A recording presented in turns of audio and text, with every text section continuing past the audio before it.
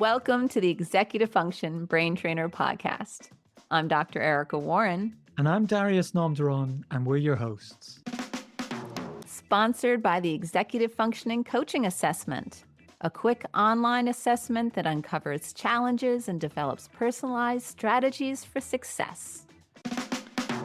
Sponsored by Ivy. Imagine turning your meeting's audio into a live mind map instantly so you remember what matters.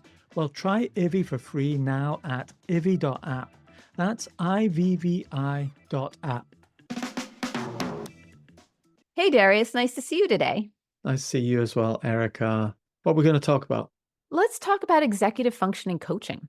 Yeah, because it's something we've not actually talked about before, is it? All this time we've been talking about executive functioning and kind of alluding to coaching and things like that, and we just kind of take it for granted that there is this thing called executive functioning coaching. But for a lot of people, they don't know what that is. It's like, what is that? I've heard of life coaching, I've heard of executive management coaching, all sorts of different types of coaching, but executive function coaching, what is that exactly?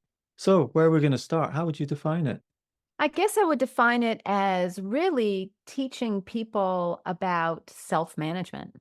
And it's about teaching them about their brain, about the different parts of the brain, tools within their brain, but largely the frontal area, which has to do with our key areas that we always talk about, which is working memory, inhibitory control, cognitive flexibility, and then how they unite to give us the capacity to manage higher level executive functions, which is planning, time management, organization, reasoning.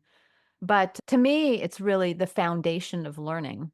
And it's really applicable at any time in your life, whether you're a student or later on in life as an adult, or even as you're getting older. Because, it's funny, it's the last thing to develop and the first thing to go. It's interesting. I've got this group that we call the Productive Dreamers, and we get together every couple of weeks and do executive function, have discussions about this. We often end up talking about AI. It tends to be related to the coaching that I do one-to-one, and then we all get together as a group. And a lot of them were talking about the menopause is a key stage where it really affects executive functions as well. So different, stages in life affect your ability to get things done and direct yourself and focus and get stuff done. I think another way of looking at it is achieving your goals, or a better way of putting it is getting the important things in your life done, achieving what matters, doing what matters to you. Right. And managing a calendar and managing your time and Yeah. being able to achieve what you would truly like to achieve. Yeah. Because executive function is basically being the executive of your life. Mm-hmm. And being the executive of your life involves so many different skills, understanding the big picture of what's going on in the world around about you, what your long-term goals are, how this particular thing that you're doing right now fits into that and ties into that. Because if you don't have that, what happens is the rest of the world decides what you're doing for you. And you're not the executive of your life. You're being managed by someone else. You're being managed by social media or marketing or what. If you think about it in these levels of technician, manager, executive function coaching is targeting that executive level of deciding and getting important what matters, doing what matters, achieving what matters. Or really stepping into the role of being the conductor of your own cognitive skills. That's right. Yeah. And understanding the different instruments and being able to really manage your working memory. But even within each of those, working memory, inhibitory control, and cognitive flexibility, what are the tools that are accessible? What Yeah. exactly is it? So like I have an executive functioning coaching training course, and it's so much about really learning about what everything is, what part of the brain it takes place in, what are the ways that we can manage things, and making it really palatable and simplifying it. Because it's really not that complex. It feels complex because it's not something we typically talk about. Yeah. There are these things that we don't talk about. We don't talk about social skills. We don't talk about emotional regulation. We don't talk about our inner voice. We don't talk about what we visualize. We kind of keep these things to ourselves. And so we haven't really processed it enough to really understand how we can step into that leadership role. One of the things that I found doing these podcasts with you, Erica, over the few, is it been 2 years now or a year and a half, 2 years? Yeah, it's got to be at least 2 years Yeah. now. When I've been doing workplace strategy coaching, which is another term for executive functioning coaching, but we in the UK, the government pays for workplace strategy coaching for people with dyslexia and ADHD. So that's their terminology for it. Is that there's so many different sort of executive function techniques and tools. And, it's kind of like you go onto YouTube and it's not called executive functioning techniques, but it's all these hacks of how to be more productive. So you can put it under the productivity umbrella. And one of the things I've noticed is that there's like maybe 100 different things that could make you a bit more productive. But if you narrowed it down to like 10 particular things that concentrated on your executive functions in particular, rather than just being more productive at different things, then the return on that investment is so much higher because you're actually tapping into those areas of your brain and your mind, like working memory, inhibitory control, cognitive flexibility, like we talked about. We go over and over again, that often other people who are teaching and training about executive function aren't really alluding to because it's just like hack, hack, hack. And it's so important. Like, I'm amazed every time like a client discovers how to take notes in something like Apple Notes, for example, or OneNote or whatever, but they learn how to take notes really simply and quickly so that they can empty their working memory. They then start getting the massive payoff. Do you know what I mean? So when you Yeah. tie that hack in with that particular function in your brain, you get a huge payoff. And I think that for me is a core part of executive function coaching. And I think it would be really useful for you and I to talk from our experience, because you bridge the gap. So let's talk about that, our personal experiences of doing it, experiencing it with other people, because there's the world of executive function coaching for children and teenagers. And then there's the world of executive function for adults. Or you Yeah. could divide it into four. You've got children, you've got young people when they're teens, and then you've got college, and then you've got the workplace. And I suppose And from your perspective, you're going to talk about the older generation as well, aren't you? yeah, let's talk about the elderly too, Yes, because yes, they really need executive functioning support. In fact, yes, I have my own theory, personal theory, that if you are keeping your executive functioning skills strong, you can yes, maintain a younger brain. yes. And put off things like dementia and things like that by keeping, is that what you, because I've heard you say that Yeah. before. Yeah, Yes. yeah, and then there are Yeah. times where you might get something like Lyme disease, Yes. and that can affect and there are other types of ailments and diseases and pathogens that can affect Yes. executive functions as Absolutely. well. So COVID's hope affected. We did that podcast on how long COVID was yeah. affecting your executive function. That was quite a good year or two ago. And there's so many different things that do affect your executive functioning. And why would a person go to an executive function coaching rather than management coaching or Well, mentorship or counseling or life coaching or, you know, how would you answer that, Erica? I'm gonna give you a long answer, which will help to organize, I think, the rest of our discussion. Let's talk about it for each stage of life. Okay. So, if we're talking about elementary kids, and I think that doing executive functioning coaching with elementary kids. And when I think about doing it with elementary kids, it's very different because it's gamified, Yes. completely gamified. And what we want to do is we want to build those core cognitive skills so that they know how to learn. You ask a teacher, what are the things that the kids are struggling with? Oh, they don't know how to pay attention. Oh, they can't maintain attention. They don't have enough stamina. Oh, they don't know how to listen. They don't have listening skills. Oh, they don't know how to memorize. And the teachers just kind of feel like, I don't know how to do that.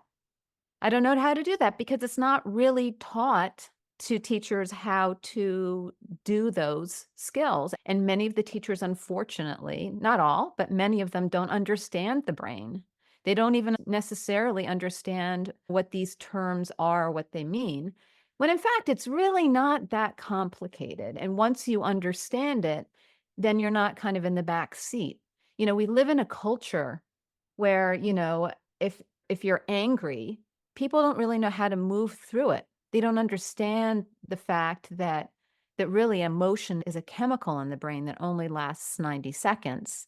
And then if we want to get out of that loop, we just have to distract ourselves for 90 seconds and then we can be more rational, but they don't know a lot of those things. And when I teach kids and even little kids, I've had that conversation with elementary kids. They're really interested in that. And they're like, "Oh," and they'll come up with strategies. One of my students said, "Oh, I'll just count to 100." Now, for an adult, that may not work as well because it's so automatic. But for a little kid, for an adult, I'll say count backwards from 100. For a little kid, counting forwards to 100 works really well. But yeah, when you're working with the littles, it's all about gamifying. So I have a publication that's available on one of my websites, Learning Specialist Courses, where I have 29 games, and I'm actually going to publish this. I'm going to say it, so I just make it happen. Let me just say a little bit about that because, you know, the thoughtfulness about you play a game, one of your games, and you think, "Oh, that was a nice game," but the way you frame it beforehand in, "This is why we're playing this game," so they be aware of why they're playing the game. They play the game, and then afterwards you're asking questions. "Did you notice this? And what did you think about that?" And so on. And this sort of guidance you give to the facilitator or teacher, it's just having been a primary school teacher myself and having done games like that more instinctively and intuitively, because teachers have got that intuition and want to kind of do that, but they don't always have that thoughtful, scientific, researched pattern and also a lesson outline and a well thought through rhythm and well thought through questions. These all take a huge amount of time when you're doing it once and then moving on to the next thing. And you've done all of that. So it's fantastic. I really hope you do get that book published. Yeah, I'm gonna try to do it before the end of the year. That's my goal. But yeah, you're right. So it's very, very structured. I let them know how long it takes, what age groups, what core executive functioning skills are exercised. I talk about what are the processing areas that are activated. We talk about objectives, material setups, instructor directions. I give a script on what to inform the students. Yeah, I also give direct demonstrations, so they know exactly what to say. They have the script in front of them, but also what are strategies the kids can use? So you're getting them to think about learning strategies. And then at the end, there are debrief and discuss questions so that they learn how to apply these skills to real life.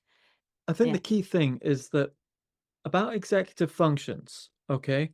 Normally, you absolutely need executive functions once you become an adult, but that's not the right time to start learning them when you Right. absolutely need them. You need to start developing those executive function skills throughout school, primary school, high school, so that you've got them in college and you've got them in the workplace. Especially if you're neurodiverse or you've got executive functioning difficulties. But it's the case for everyone. But do you know what I've noticed is that you're not required to have executive function skills in primary school and high school in the same kind of way as adulthood, Well, because so much of your life is dictated by other people. Like your schedule is set for you. There's a routine, there's a class schedule, there's so much of your life has been orchestrated and structured by someone above you, like your parent or teacher or something like that, that actually we need to create these opportunities where children can exercise their executive functions, reflect on them, and safe kind of places like playing games and so forth, because often their lives, obviously, they could still use it in different ways. They're planning a birthday party or going out with friends and dealing with emotional situations in the classroom. These are all executive function scenarios, but often they're not intentionally used as opportunities to exercise that muscle. Well, and my argument is that it's vital for Yeah. education. In fact, I think that it has to do a lot with the problems we're seeing in education. Oh, yeah. So, I don't think teachers would have as many behavioral problems in the classroom if they focused more on executive functioning. Kids would be learning more effectively. They wouldn't be just going to rote memorization. They would be learning more effective tools of memorization. They could be using both internal and external strategies to expand their working memory, to Give us expand an example. Just attention. make it really practical. Give us an example of, we've talked about this before, of let's say how developing executive function techniques and skills in an early stage, like with one of your games, for example, could improve the actual classroom performance, etc. Okay, let's take working memory. Okay. So, if we teach the students about the tools that they have within their working memory, first of all, what it is, that there's a sensory input, and then we have to process that information. And we do that on something called the episodic buffer, which is like a stage. And we have to hold and manipulate information by dipping into long term memory. And we have these amazing tools. We have our inner voice. We have our capacity to visualize. We can spatialize. And these are these incredible tools that make our working memory bigger, stronger, make it conscious instead of subconscious, so that when we use our brain and we're encoding information, it's more organized so that when we need to access it, we can retrieve it more effectively. And I can say the same for inhibitory control. Take that scenario. Okay, so Yeah. they've used one of your games to understand their working memory and the spatialization, the visualization. And then what you're saying is they go into a class and the teacher can say, "Oh, when we played that game, do you remember we visualized this and you thought you can now do this?" They can start doing that in the classroom, in class exercises as well. Is it as direct as that, would you say? Yeah, it can be. I mean, I wouldn't have a game that was working on spatialization, visualization, and inner voice. I'd probably No. just focus on one of those One of tools. them, yeah, of course. Yeah, but Yes. that's what the debriefing is all about. How can we apply Yes. it to everyday life? How can you use this in your classes? That's right. And then the Um, kid goes, "Oh, I just used that thing, later on in the week or the year with the teacher." Yeah. So, I've Yeah. got one called Listen, Talk, and Dance, and they learn about when it's appropriate to listen, when it's appropriate to talk, and what dancing can do for you too. But it gamifies it, which makes it fun. I think so often what happens when kids struggle with executive functioning is they get in trouble when they don't do it well. Yes. And they're kind of shamed into it, and they're kind of shut down to it. Like, if a student's constantly told, sit still, listen to me, listen, Yes, yes. why can't you follow the directions? Yes, Is yes. the kind of energy that they're getting. Because in adulthood, which is where I'm more connected with this now, is often adults come and often listen to this podcast and start getting coaching, is that they say to themselves, this inner voice, "Oh, I've got to be more organized." And they're like punishing themselves and, oh, God, they're knocking them. And I'm like, look, no, let's ease up on all of that, because there's so much more fun stuff to do here that's higher return than just putting yourself down that you're not doing enough, etc. So, Well, that's the problem. The yeah. outer voice, from when they were children becomes their inner voice when That's they're right. adults. Yes. And now if we were to change the perspective and say, okay, instead of kids getting in trouble because they don't naturally know how to do this, what if we teach them through games? Then Yes. it's gonna be fun, and they're gonna have a completely different association, and it will just completely change their whole experience. And it's gonna be a lot more fun to be the executive of your brain, and it's gonna be a lot more empowering, and it's gonna be much, much easier to step into. But, beyond that, beyond the elementary kids, if you start to get into the middle school, you can continue to play games. I think it's great to play games all the way through, but you can also just get a little bit more concrete with them and teach them more specifics. Like, I don't know how many times I have parents say to me, like, why don't they teach study skills in school? Why Yes. don't they don't learn how to necessarily prepare for a test. I mean, maybe a little bit passively, but not actively. And, we need to get more of that into the classroom. So then we move a little bit from games into something a little bit more maybe concrete or even more direct application to that. But if they've already had the games that are associated with this, they're going to be so much more open to it. So Yes. study strategies, memory strategies, test taking approaches, all of these things are vital to teach. That's all executive functions. And Planning, so, time management, organization. Why not? Why not just teach those skills? yes, so in this podcast, we're covering this theme of coaching, and coaching is quite different from teaching. It's a good point. So you've been talking a lot about teaching, and in a way, in the younger years, the form of executive function coaching is normally is a bit more like a team coach teaching a group of children how to play this game and coaching them through this process. And then I see in the sort of teenage years, sometimes it goes into training and coaching and it separates a bit because often there you get executive function coaches for teenagers, and they're often as part of SPLD and special education and dyslexia, ADHD, etc. One of the biggest gains often parents find is when they find someone coming in as an executive function coach to help all that coordination that is required in high school that just kind of lets you down if you don't turn up with the books or you don't remember this assignment or you don't remember that promise. What's your take on all of that?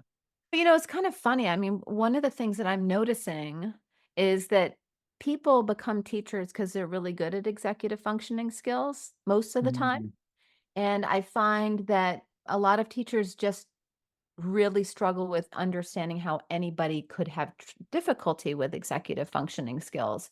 And yes, it's really hard for them to break it down because to them it's a no-brainer. It's obvious. How can you do your assignment and not turn it in? That doesn't make sense to them. But it also means that many times they expect kids to do more than they're capable of doing. They're not developmentally ready. I see that all the time. And although there is a certain structure to schooling, after school is over, the structure's gone and the kids are expected yes. to do it themselves. Yes, it's So they're all or nothing. expected. It's like super structured at home, at work, at school, and then no structure at home. It depends on the home, obviously, because I mean, you got some Right. parents who take on that executive function role for their child. It's like, "Where's your homework? What did the teacher say?" And straight out of school, they've got that bit of paper before it gets lost or blown in the wind or get wet at the bottom of the bag, etc., in their leftover banana peel or whatever. All of that, unless there's an executive. So basically, there needs to be an executive in charge of everything to get something done. Yeah. Yeah, and I think things have changed a bit. When you and I were in school, first of all, teachers wrote on a board. And while the Yes. teacher was writing on the board, we took notes.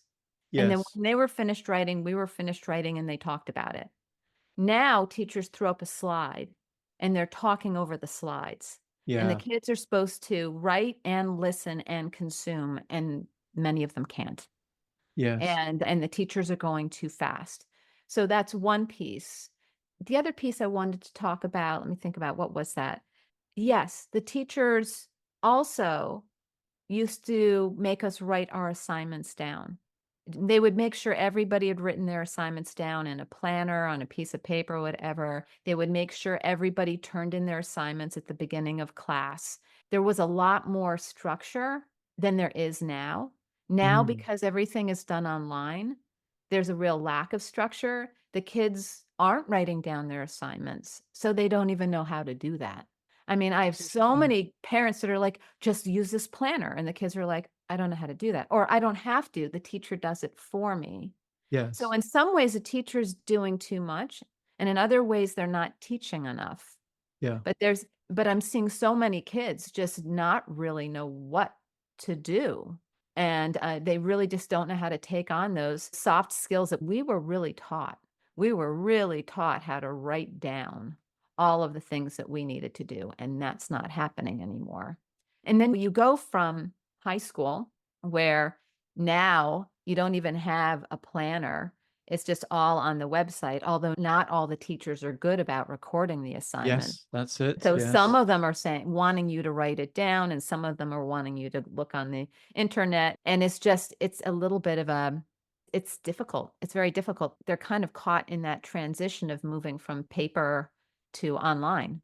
It's Yes. largely all online now, but the biggest thing I'm noticing that in high school, they don't give you a syllabus like they do in college. Like in college, the first day of class, you know exactly they in the syllabus, you see all of the expectations for the whole semester with all of the dates. Sometimes those change a little bit, but you have the big picture and you can put that all into a calendar.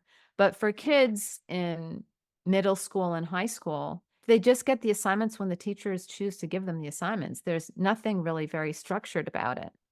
And so it's a little bit more challenging for them to manage their time. That's what I was thinking about being an executive. You need to choose to become the executive of your life.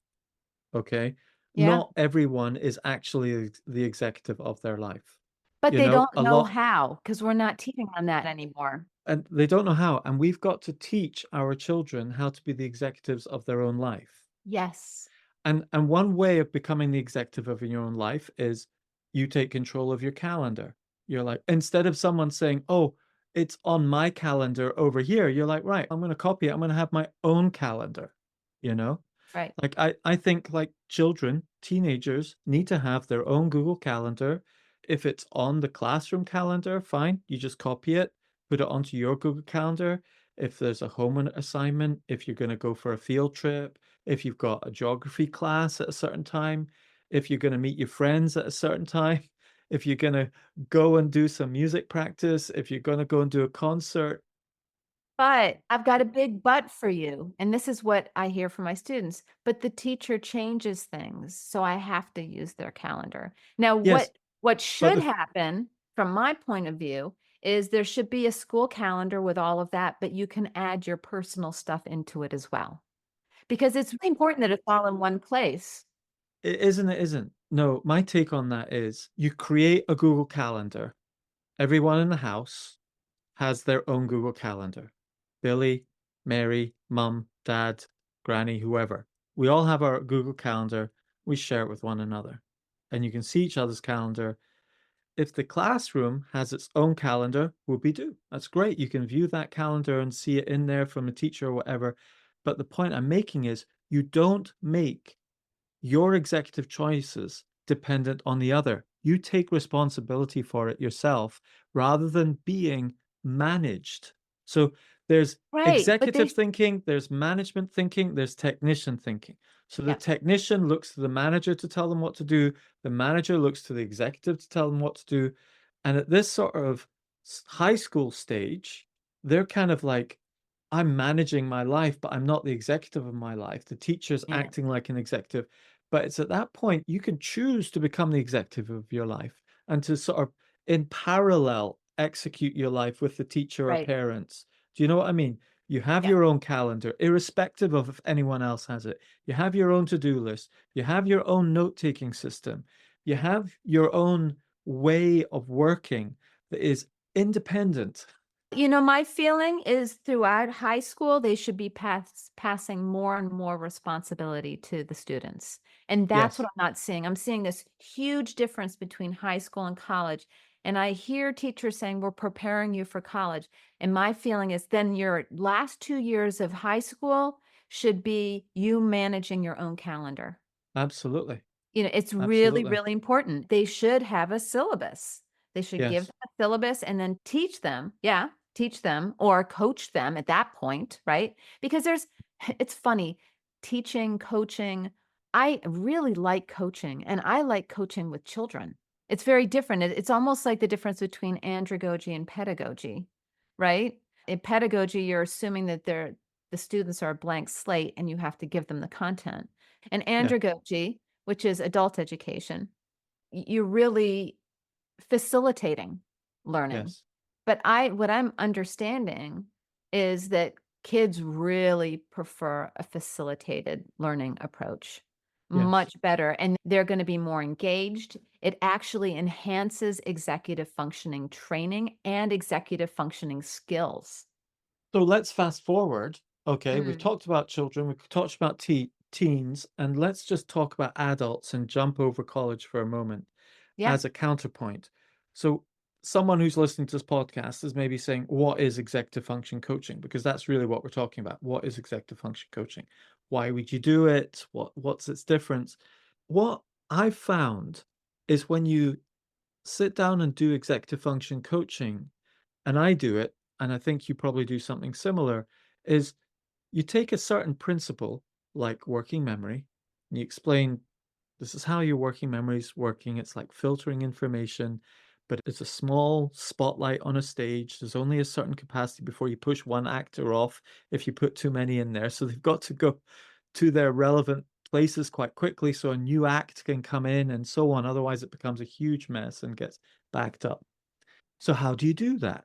You take notes, and the way I do it is with Apple Notes, for example. It's ridiculously simple. Other people can do it on Notion or Evernote or whatever note-taking app or in a notebook or whatever it is. But the discipline of just slowing things down and just saying, this is how the app works. This is where that is. This is how to get this smooth. And they're going, I feel so embarrassed. I still don't know this at the age of 35 or 40 or whatever. And Right. often it's because of processing difficulties that are associated with dyslexia or ADHD, and mostly with dyslexia processing. I feel so embarrassed. Or could be down the ADHD route because they've just never had someone slow them down enough to go through this process. But that's so important to just slow down and learn those practical skills that often we go way too high, too quick into management techniques and so on. It's like, actually, let's just get the calendar working, shall we? And the note taking working for a start. And it's about building core skills to automaticity. It could Yes. even be as simple as touch typing. Yes. You can become a touch typer very quickly. You just have to stop looking at your fingers. And you have to start touching those two little knobbly bits on the F key and the J key with your Right. forefinger.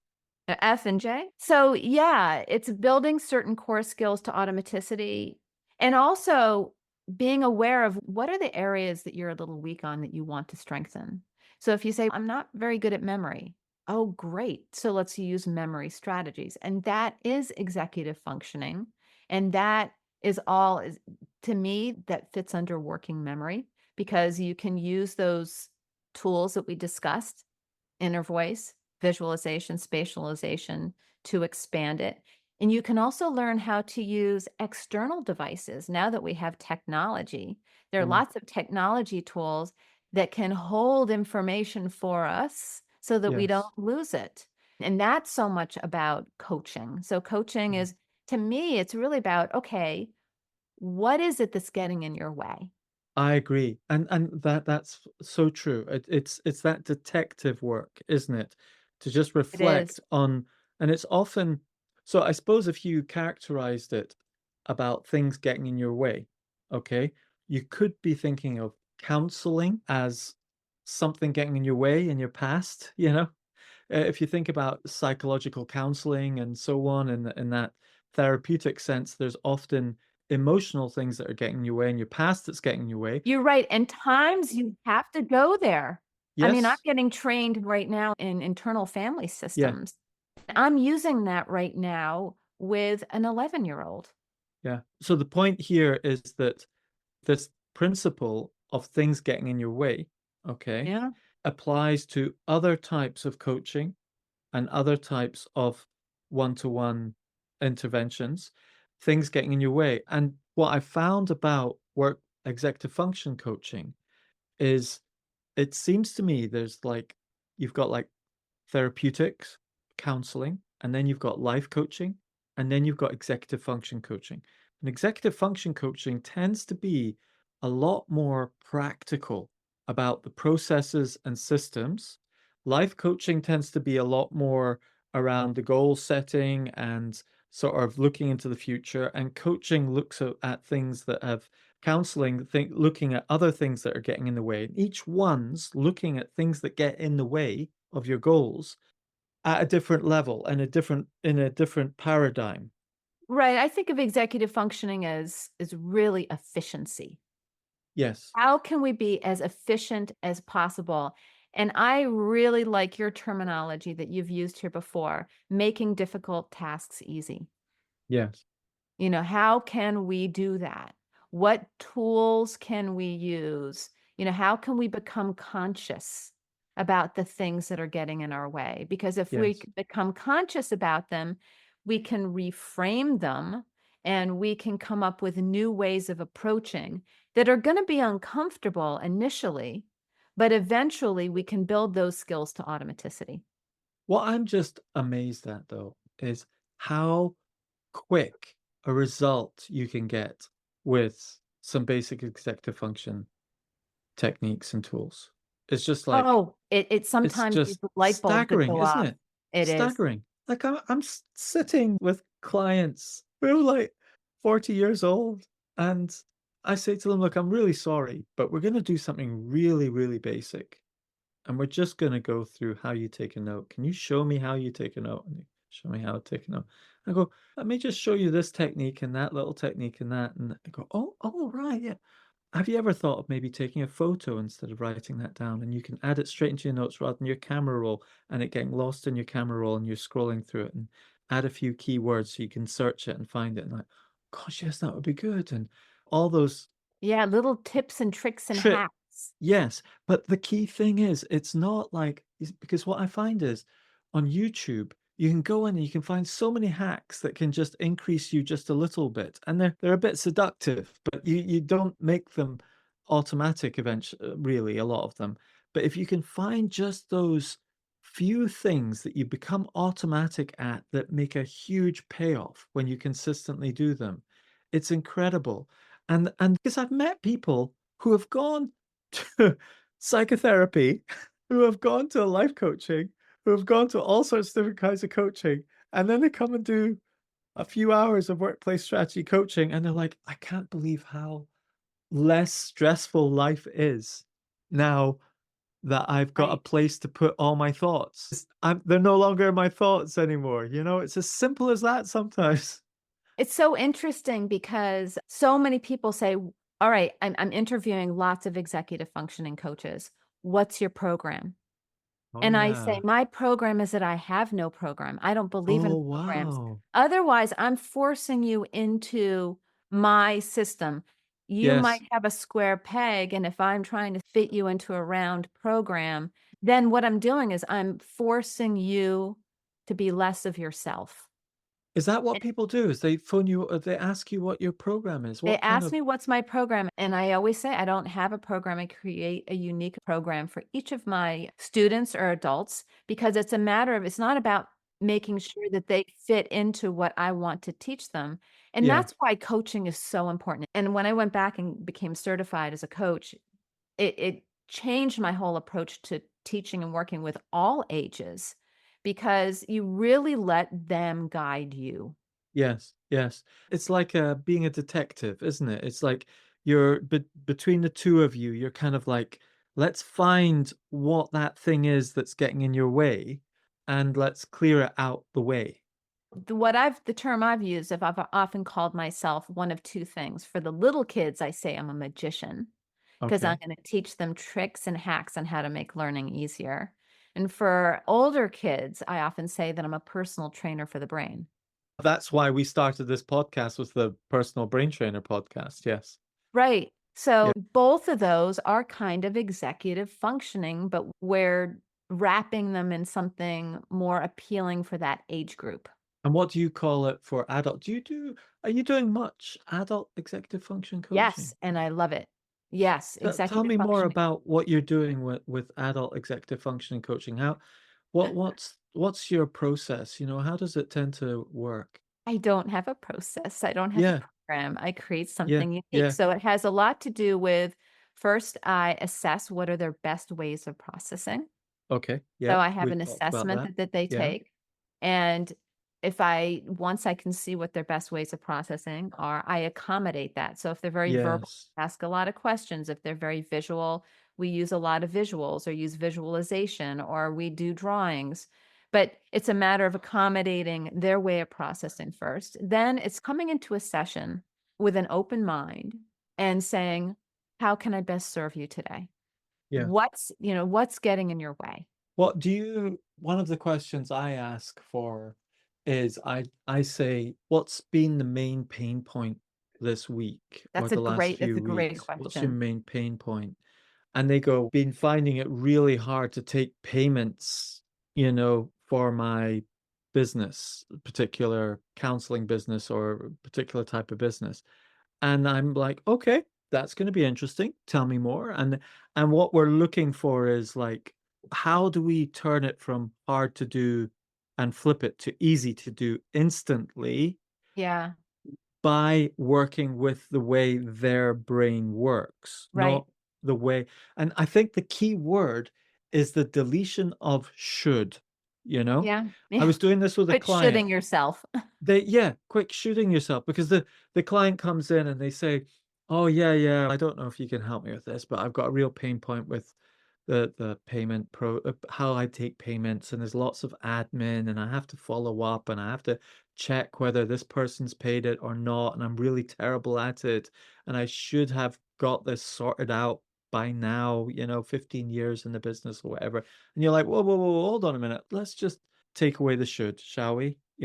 And they're like, "What do you mean?" And I'm like, "In all of this, you've just been beating yourself up that you should just be able to do this. And you can't go back and find a way to do it because you're beating yourself up that you should be able to just do it. And who says you should be able to just do it the way you've got it at the moment? Maybe there's a better way." And they're like, "Do you know what?" And it's just stopping and taking away that should, identifying what's a pain, and just accepting that that's a pain for you. And there might be a better way to do it if you just took time to find out what's getting in the way. So funny because when I initially went into this work, it took me a while to really see the value of cognitive flexibility. And now I see that as almost like that little golden nugget under the umbrella of executive functions. Because just saying to somebody if they're struggling with something, what if we flip it? It always really sets they're like, "Flip it? What do you mean Yeah, flip it? yeah, What if there was another way of looking at this that would give you a way to get through it? Oh, that's really interesting," right? yeah. But cognitive flexibility, I find, is such a beautiful way to get people out of stuckness.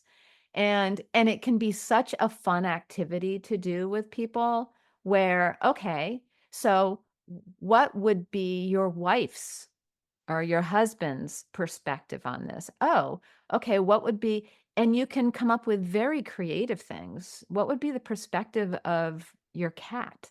What would be the perspective of a professor? Or you can get very creative with it. And just by them just listing off those different perspectives, and then when you're done saying, "Oh, which perspective do you think would be most helpful in this moment to help you get through this?" And you can even have an omnipresent, you can have really creative, "What do you think the couch would say about this?" And it's really quite funny, but in the end, They end up generating, because you haven't really said anything other than just asked really good questions.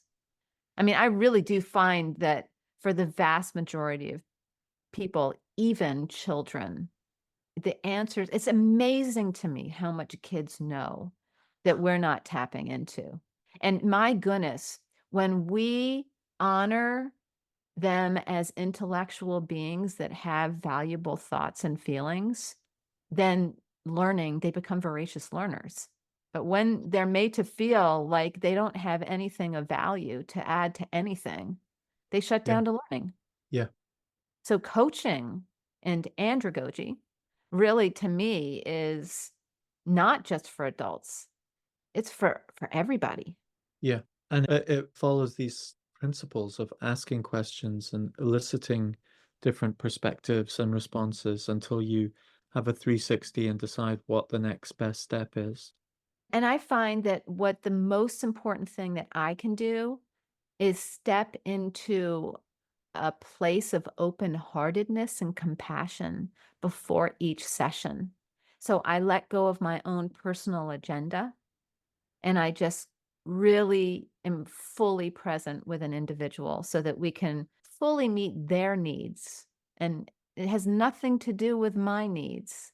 So what I find is that sometimes I come into a session with a client and I say to them, "So have you got something that's burning? What's been happening? Have you got pain point or something that's been burning?" Because often the client's like, "Oh, yeah, yeah, yeah. I started doing this and I started organizing this and sorting this out, and this has become more effective, and that's become more effective."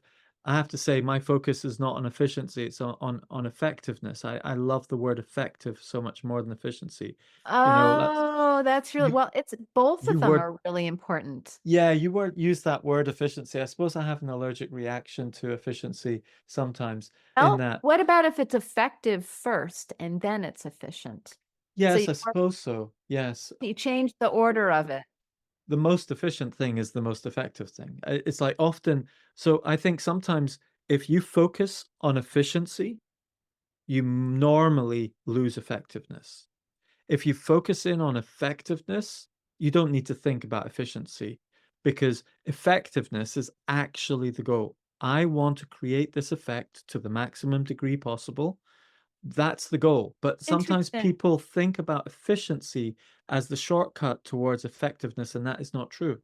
Slow is smooth, smooth is fast. Well, that's interesting because I'm different in that sense that I think it has to do with who you are as a person. I think some people might be more attracted to effective and some might be more attracted to efficient.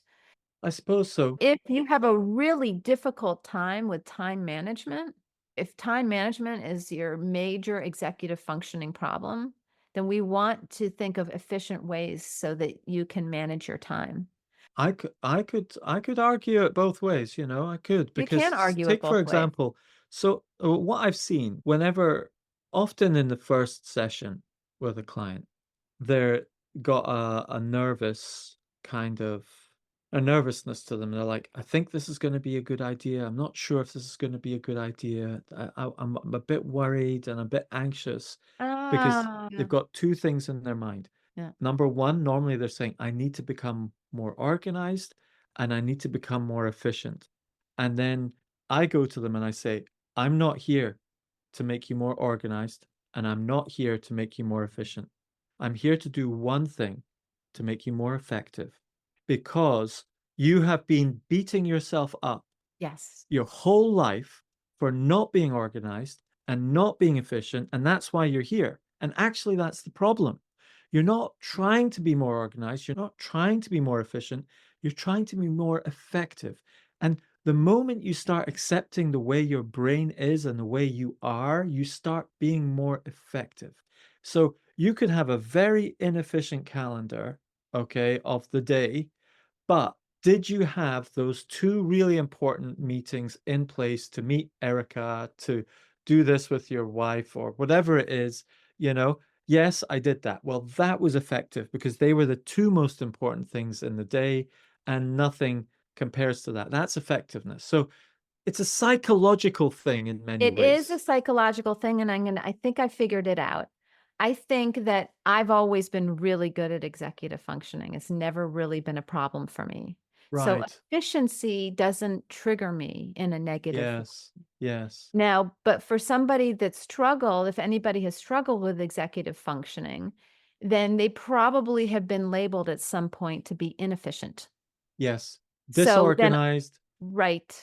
Yeah. Careless is the worst word you can use. Let me give you all the words that the clients come in with, okay? Oh, I'm disorganized. I'm a disappointment. That's a biggie. I'm disappointing myself. I'm letting myself down. I'm not achieving what I'm meant to be doing. I've got 3 more. Careless, lazy, and unmotivated. Yeah, They're used in school so much, and that's they're right. so damning. They're so Yes. shaming. And yeah, and now I can see anybody that's gone down that path is gonna be triggered by Yeah. efficient because Yes. they've been called inefficient, That's right. but they've never probably been told that they were ineffective. Maybe, but probably And not. often they're very effective people. That's the Right. interesting thing. Okay. You know, they can be really good at their job, really practically good and so on, but it's Right. all that sort of administrative, procedural, executive function type stuff that lets them down, but actually doing the technical job or whatever is they're incredible at it. So, I think a big part of the executive function coaching is understanding that you're maybe setting yourself up for a fall without realizing it by continuing on. I have to be organized. I have to be efficient. I have to be Yeah. systematized. Because what was it?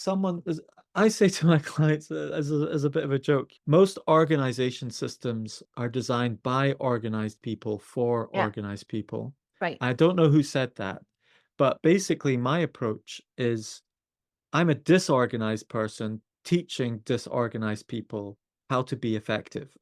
And Interest I think part of what I keep saying to people is, look, I'm trying to teach you the minimum you need, not the maximum you need to get stuff done, but the minimum you need to achieve what matters. Because sometimes people go in and like, oh, I'm going to start learning on Notion. I'm going to start doing this. I'm going to start doing that. And they have these grand plans of intensively yeah. reorganizing all their folders just the right way. And I'm like, I'm Yep. not going to teach you how to organize your folders. And like, but I've got to organize my folders. And I'm like, do you? And they're like, what do you mean? Do you have to organize all your folders to be organized, to be effective? And they're like, of course I do. I'm like, I'm not sure you do. And they're like, hold on a minute. What do you mean? And so it's this flipping arrangement. You know, you need a system, but the system isn't necessarily what you were taught at school or in college. It could be different for your brain. That is very important. So, which goes back to my approach of really honoring people's way of processing. That's Yes. what's most important because what I find is I work with some adults who have been forced into something that doesn't work for them. Yes. Yes. And what I like to call, and this is typically individuals with ADHD, that I believe I call them panoramic learners. I think these are people with open apertures and they've been trained to close their aperture. So they're not truly themselves and they're not even comfortable in their own skin. Yeah. So getting them to open back up again, embracing their panoramic self instead of feeling like they have a deficit, right? But this is who they are, and it's beautiful. It's who they are is beautiful. Now that we know who you are, how do we maximize your potential? What are the tools that you need to truly honor who you are and how you like to process things in a way that's going to be effective and efficient for you? Yes. So it's really interesting. But yeah, I think for me, it really comes back to let's figure out who are you? What makes your brain tick? Yes. Let's take these words effective and efficient. Okay. Mm. How about this? You're meant to be effective and your tools are meant to be efficient. Yes. Yes. We want to provide you tools that make you feel efficient. Yes. Because often what happens is I see people using tools that are ineffective. They're just And inefficient. they're inefficient tools. Yeah, Yeah. And the problem is with the tool. And sometimes it's because the tool is way too complex. that's right. That they have to throw out their whole system, and then they get halfway through and they just lose it. They're like, "Oh, That's right. this is too big, much, and it's not the way I process." That's right. Yes. And so their tools need to fit the shape of their hand, for example, or their Right, body. And I kind of think of it like if you're climbing a mountain, okay, you need to have the right size of shoes on. right. They have to be Yeah. comfortable. Yeah. And they have to be efficient. The shoes have to be efficient. They have to be shaped to your feet. Right, they Uh-huh. can't cause you pain. That's right. Yes. And a lot of executive function systems are causing people pain. Right, And you're walking in shoes that are a size too small for your thing. And then you start talking to yourself and you think, oh, I should be able to climb up this mountain. But for some reason, I have to stop every 2 miles and sit down because my feet are bleeding. There's something right, wrong with my feet. You're like, often I'm meeting people like this, and I'm like, there is nothing wrong with your feet. Your feet are right. perfect. Your shoes are the wrong size. We need to stop. We need to look at your blisters, deal with some of the blisters, and we need to choose a different size shoe to fit your feet. We'll walk a little Right. bit, we'll stop, we'll check how they're doing, walk a bit more, check, and then the blisters will start going away, and you'll start going, gosh, I can walk miles and miles and miles. I can climb this mountain. You're like, Yeah. that's fantastic. And that's executive function coaching as far as I'm concerned. It's Yeah, yeah. finding the right tools for that brain. And those three elements of the brain are working memory, inhibitory control, and cognitive flexibility. And if you think about it, maybe your working memory could be your feet, okay? But you've maybe got a rucksack or a jacket or trousers or a tool belt or something that helps you in that journey. For some reason, I can't cook my food properly. What kind of fire lighting equipment are you using? What kind of frying pan are you using? What kind of, and you're like, oh my goodness, this one little thing has transformed the way I'm cooking on my campfire all the time. Yeah, It, whether it's a it's tool or a different perspective, right? Or technieke. Often it's Or a technique. technique. Yeah, Tool, tool, technique, technique, or perspective perspective, because yes. Mindset, yes. yeah, because if you feel like you can't, you can't. That's right, yes. What was it in our last episode? I did the 4 Ts. Remember the 4 Ts? What was it? It was you can switch something instantly over from hard to do to easy to do with a technique. And if a technique can't do it, you use a bit of technology. And if a bit of technology can't do it, you look at time. Is there a way you can adjust time? And then you've got together. Can you do it together with someone? Do or delegate it to someone? There's these 4 T's of things you can go to see if it can flip it from hard to do over to easy to do. And I think fundamentally, executive function coaching needs to be that. It needs to be someone who comes in and walks alongside you for a good period of time. I would say, I think you need at least 3 months, an hour a week for 3 months. I think 12 weeks is a good enough period of time to get real results that go to some level of automaticity. I think you need to do it every week so it starts to become part of your daily life. If it becomes Right, like so you build monthly, there's some not enough momentum. automaticity to it. Mhm. Yeah. And same time every week for like 12 weeks with a little bit of like whatever life hits you sometimes, but generally speaking. And someone goes with you with that perspective of, I'm here to look at the equipment you're using to be the executive of your life and see if those techniques and tools are really fitting your mind.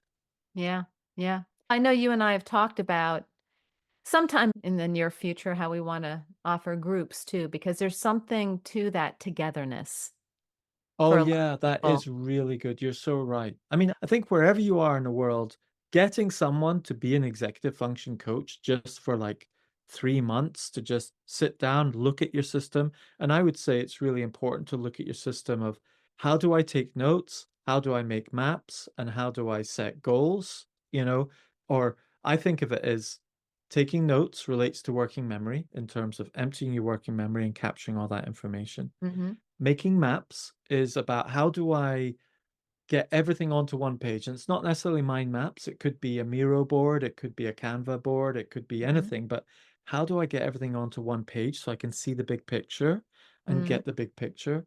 And then number three is the setting goals or setting reminders. How do I remind myself of what's important? And that could be on the level of vision board, reminds you of the big picture of what's important in your life. It could be goals, annual goals, 5-year goals. It could be your monthly goals. It could be your daily reminders and calendar and these kind of little Yeah, reminders. you're bringing in some time management into that. You're weaving it in there. Yeah. So And you're for me, weaving the it's like, organization and time management into it, but you're not calling it that. yes. So it's those areas of take a note, make a map, set a reminder. Those are the three things that keep coming back to me when it comes to executive functions. Particularly with an adult population or a workplace population, that Yes. those are really vital. Yes, yes. So But yeah, I was going off on one there and I was coming back. So if you find a coach who can help you with those three things, how do I take notes? How do I get the big picture? How do I set reminders and so on in a way that fits my mind? It's so transformative. It really is. it is. And if you're not having to take notes, what is it? What is your pain point? What's your specific pain point that we can help you address? Both of us do executive functioning coaching individually. But yeah, in 2025, do you think you're comfortable committing to this, that we're going to start some groups?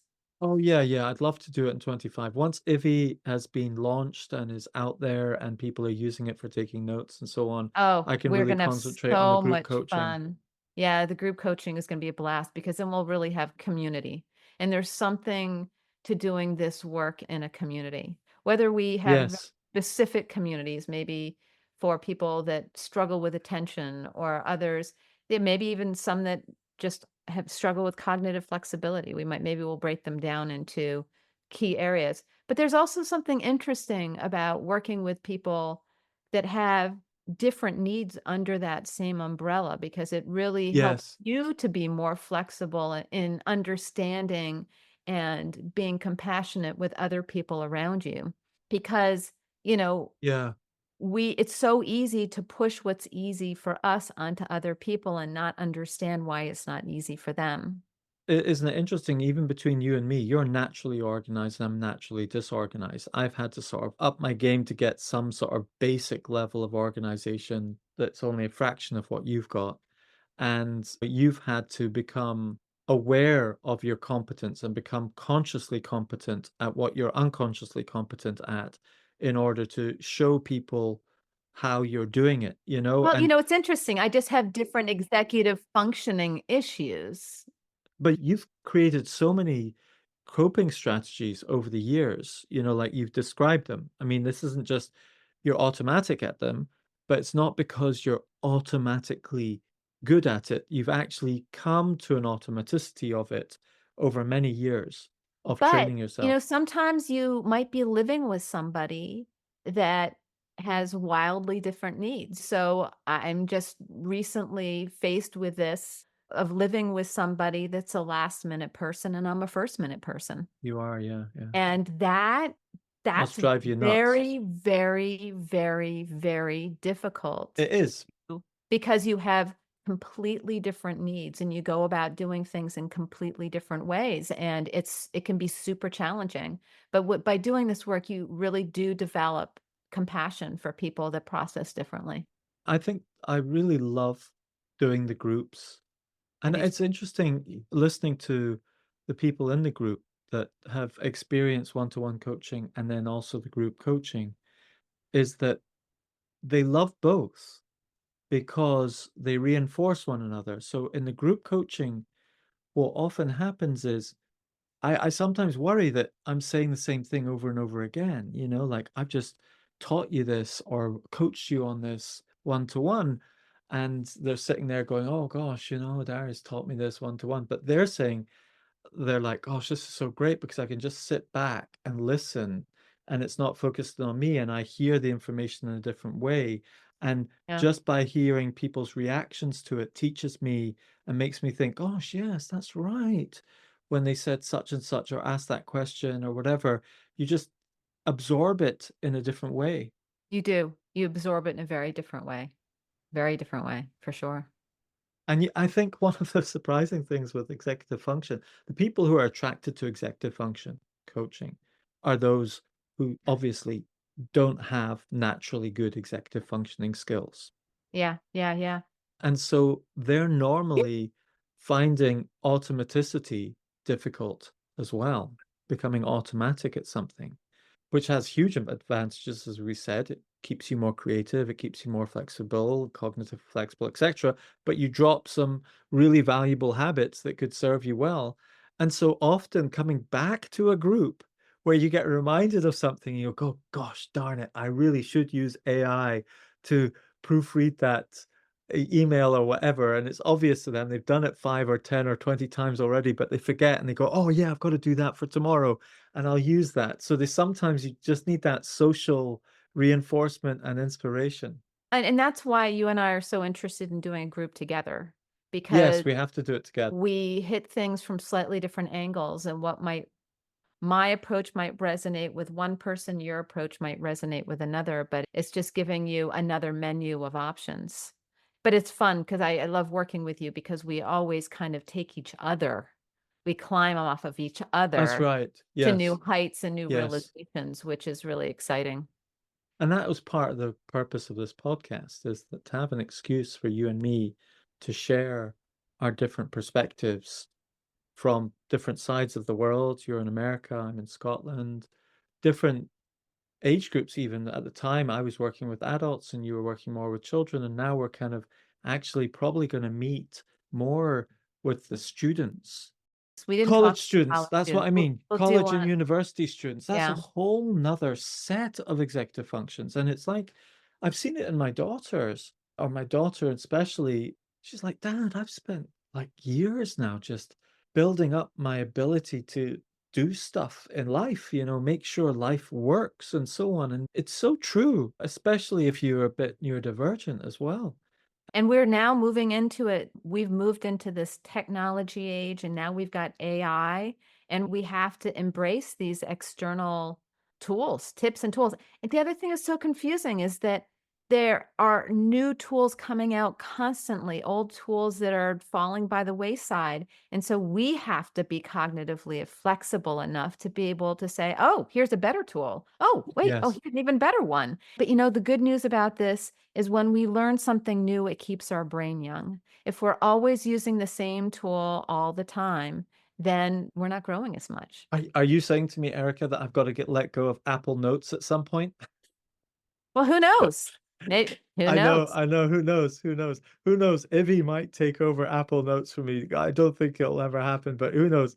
It might happen. But the thing is, well, one of the things that I've noticed with this remote working, okay, is that remote working affects executive functions in unexpected ways because we don't realize it, but often a lot of our visual cues for what to do next and how to do something and staying organized and staying effective and so on comes from other people.